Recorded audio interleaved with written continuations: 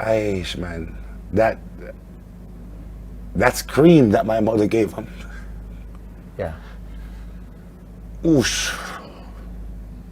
I will never forget, man. That scream. That scream that my mother gave, bruh. Yeah. I knew something was wrong. Yeah. I knew my dad was gone. I knew it. Oh. I knew it. Yeah, I knew it. And what could we do? We couldn't do anything. Exactly. There was not, I mean, the hospital is across the street, and that could not even help him.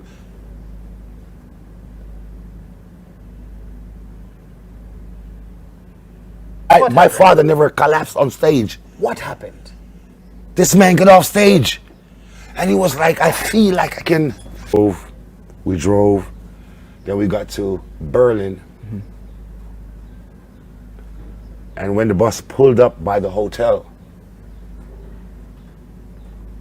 he looked at me and my mom and he said, can I have some water? Mm-hmm. Okay. We gave him the water. Mm-hmm. And my mom was like, Joseph, don't drink too much water.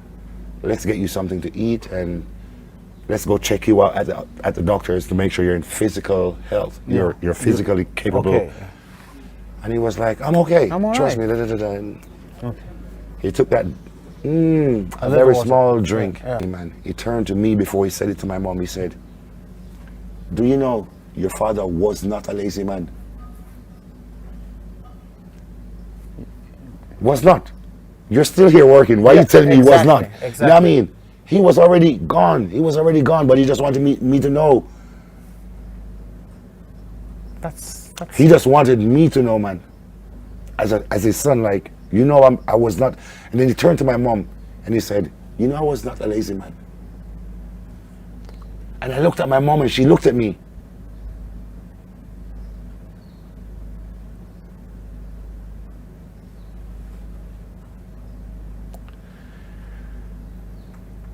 And that was the last thing he said to us, man. When we see that the opportunity. There are singers, and then there are prophets. Joseph Hill was both for 3 decades. This man from rural Jamaica carried the torch of roots reggae when the world seemed ready to forget. His voice was thunder. His message was fire. His spirit ...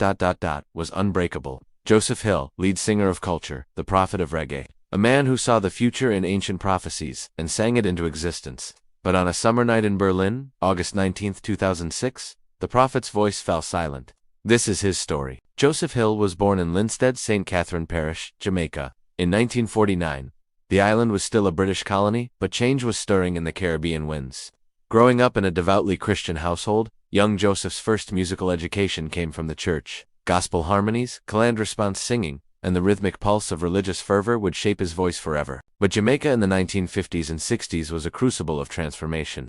Independence came in 1962. Marcus Garvey's Pan-African philosophy was taking root. And from the ghettos of Kingston, a new spiritual movement was rising, Rastafarianism. Joseph Hill discovered Rastafari as a teenager. The movement's emphasis on African consciousness, biblical prophecy, and social justice resonated deeply with the young man who had grown up watching poverty and inequality divide his homeland. Music, Hill would later say, is not just entertainment. Music is a message. Music is prophecy. By the early 1970s, Hill had moved to Kingston, carrying his acoustic guitar and a head full of visions. Jamaica was exploding with musical innovation.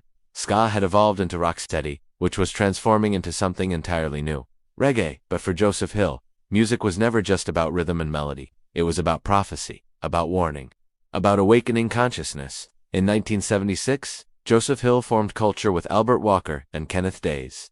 They weren't just another reggae group. They were cultural warriors, armed with ancient prophecies and modern urgency. Hill had been studying the works of Marcus Garvey, particularly a speech where Garvey predicted that 1977 would bring great tribulation and change. Hill connected this to biblical prophecy and Rastafarian beliefs about the end times. The result was To Seven's Clash, an album that would become one of the most influential reggae records ever made. July 7, 1977, 7-7-70-7. According to Marcus Garvey's prophecy, it would be a day of reckoning.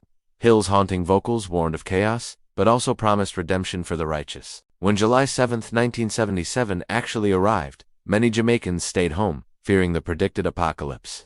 The album had tapped into something primal, the power of prophecy to shape reality. But 2-7's clash wasn't just about doom. Songs like I'm Not Ashamed and Get Ready to Ride the Lion to Zion offered hope, redemption, and pride in African heritage. The album exploded internationally. At a time when disco was dominating the airwaves and reggae was beginning to commercialize, culture proved that roots, reggae, conscious, spiritual, uncompromising, still had power. Joseph Hill's voice was unlike anything in popular music, a deep, resonant instrument that seemed to channel both ancient wisdom and contemporary pain. When he sang, audiences didn't just listen, they believed. Baldhead Bridge, Africa Stand Alone, Harder Than the Rest. Culture continued to release music that challenged, inspired, and prophesied. They weren't just a band, they were a movement. What set Joseph Hill apart wasn't just his voice, it was his message. Every culture song carried the weight of biblical prophecy, Rastafarian philosophy, and urgent social commentary. International Herb wasn't just about marijuana, it was about natural healing, spiritual consciousness, and resistance to Babylon's chemical dependencies.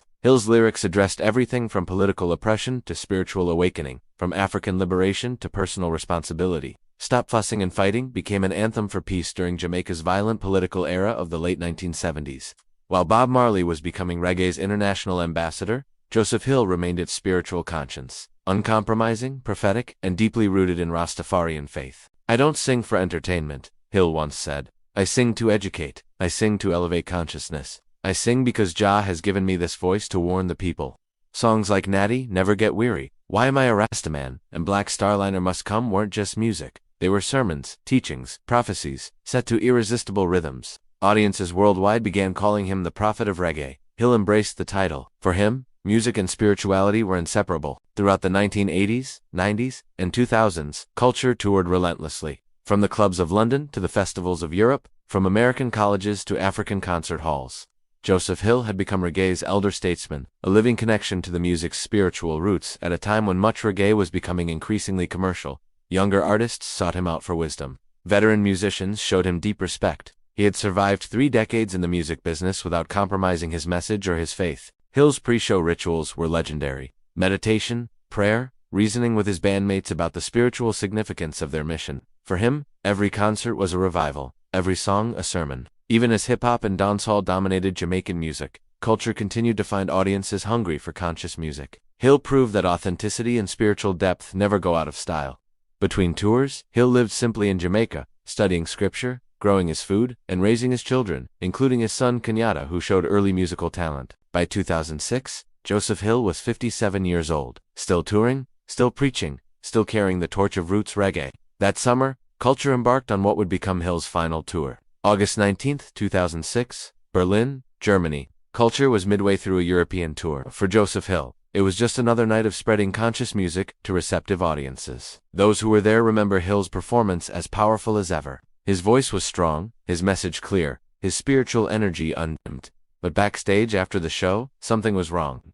Joseph Hill collapsed. He was rushed to a Berlin hospital, but it was too late. The prophet of reggae had fallen silent. The official cause was liver-related illness, likely linked to years of touring stress, and the physical demands of 3 decades in the music business. News of Joseph Hill's death sent shockwaves through the reggae community and beyond. Tributes poured in from Jamaica to Japan, from London to Los Angeles. His son Kenyatta, who had been apprenticing with the band, made the difficult decision to step forward and continue culture's legacy. The mission could not end with one man's passing. Joseph Hill's funeral in Jamaica was a celebration of life, music, and spiritual legacy. Thousands came to pay their respects to a man who had never stopped fighting for consciousness and justice. Joseph Hill's influence on reggae music extends far beyond his own recordings. Artists from Damian Marley to Chronic cite culture as a major influence. 2-7's Clash is regularly listed among the greatest reggae albums of all time, alongside classics by Bob Marley, Burning Spear, and Black Uhuru. In the digital age, new generations continue to discover culture's music. Streaming platforms report millions of plays for songs recorded decades ago. Joseph Hill showed us that commercial success and spiritual authenticity don't have to be enemies, says one contemporary reggae artist. He proved you could reach the world without compromising your soul. Under Kenyatta Hill's leadership, culture continues to tour and record, keeping his father's message alive for new audiences. At festivals worldwide, culture's music still moves crowds to sway, think, and feel the power of conscious reggae. Universities now teach courses on reggae history, and Joseph Hill's work is studied alongside Bob Marley's as essential to understanding the genre's spiritual dimensions. Perhaps most importantly, Hill's message of resistance to oppression, pride in African heritage, and faith in ultimate justice continues to resonate in our troubled times. Music is prophecy. Joseph Hill once said, his prophecies spoke of tribulation, but also of redemption, of struggle, but also of victory, of exile, but also of coming home. Joseph Hill lived to see many of his prophecies fulfilled. He witnessed the fall of apartheid in South Africa, the rise of conscious hip-hop, and the global acceptance of Rastafarian philosophy. He sang of healing herbs when the world mocked natural medicine. He sang of African pride when black consciousness was ridiculed. He sang of spiritual resistance when materialism dominated. Today, his voice joins the eternal chorus of prophets, poets, and protesters, who used their gifts to wake up the world. The prophet of reggae may have fallen silent, but his message echoes on, in every conscious song, in every spiritual awakening, in every voice raised against oppression. As Marcus Garvey prophesied, and Joseph Hill sang, "The stone that the builder refused shall be the head cornerstone." The prophet's work is never finished. The message lives on.